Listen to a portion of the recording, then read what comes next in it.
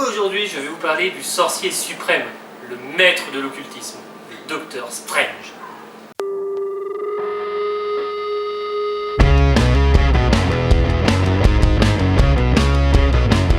Il y a peu, le film est sorti, mais là je vais pas vous en parler, il a déjà été critiqué en long en large par plein de personnes, beaucoup plus qualifiées que moi pour parler de cinéma.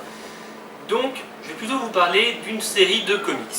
Je parle de la série Strange, sortie en 6 tomes de 2004 à 2005, intitulée en France Doctor Strange, le début et la fin, écrit par Stan Lee et Sarah Barnes et dessiné par Brandon Peterson, édité dans une intégrale en 2013 chez Panini Comics. Avant de vous parler du comics en lui-même, je vais déjà vous parler un petit peu du personnage. Il est apparu en 1963 dans Strange Tales numéro 110.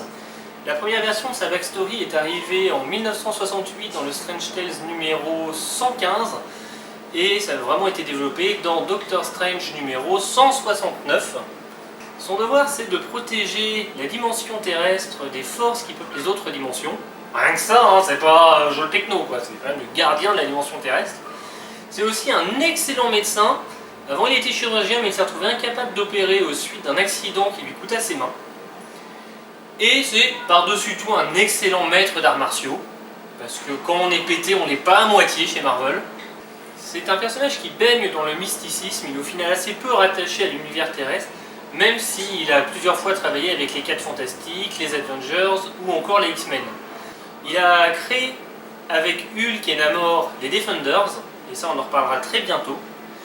Mais ce qui nous intéresse aujourd'hui, c'est le chemin qui a mené Stephen Strange à devenir le Docteur Strange. Les 2 premiers tomes vont montrer la vie de Stephen Strange. On voit la fin de ses études, sa mission humanitaire au Népal, l'obtention de son doctorat, la mort de son mentor, le docteur Milus, sa réussite en tant que meilleur chirurgien esthétique de la planète, et l'accident qui lui coûta l'usage de ses mains, qui le mena à la dépression puis à la ruine. C'est une fois qu'il est au plus bas qu'il retombe par hasard sur Frank Martin, un médecin qui était avec lui au Tibet. Celui-ci lui rappelle la promesse qu'il avait faite à Wong de revenir le voir une fois son doctorat obtenu.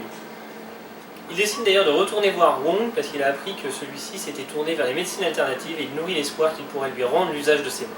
S'ensuit 2 tomes sur sa découverte du monde mystique et sa très dure acceptation de celui-ci. Alors, c'est en cette période qu'il rencontre l'Ancien, qu'il apprend l'existence de Dormammu, le seigneur du monde de l'ombre. Il retrouve Wong et le récit en profite pour nous révéler l'existence du baron Mordo, alors disciple de l'Ancien. On découvre également que Devon, le meilleur ami de Stephen depuis toujours, est en fait un serviteur de Dormammu. Et cette information amène un nouveau regard sur le récit. Dans le 5e tome, Strange va accepter la magie comme une réalité et va rejoindre l'Ancien qui va devenir son maître. L'attention que l'Ancien va apporter à son nouvel élève va aussi éveiller la jalousie du baron Mordo et l'amener à le trahir en vendant son âme à Dormammu. Cette traîtrise mène à la mort de l'Ancien lors d'une attaque de Dormammu sur le sanctuaire. Ce qui nous mène tout droit au dernier tome où Strange accepte la charge de sorcier suprême. Docteur Strange est né. Son premier acte sera de repousser les forces de Dormammu. Il découvre également le prix qui incombe à sa charge de sorcier suprême. Le gardien des dimensions n'appartient à aucune dimension. Son existence a été comme effacée.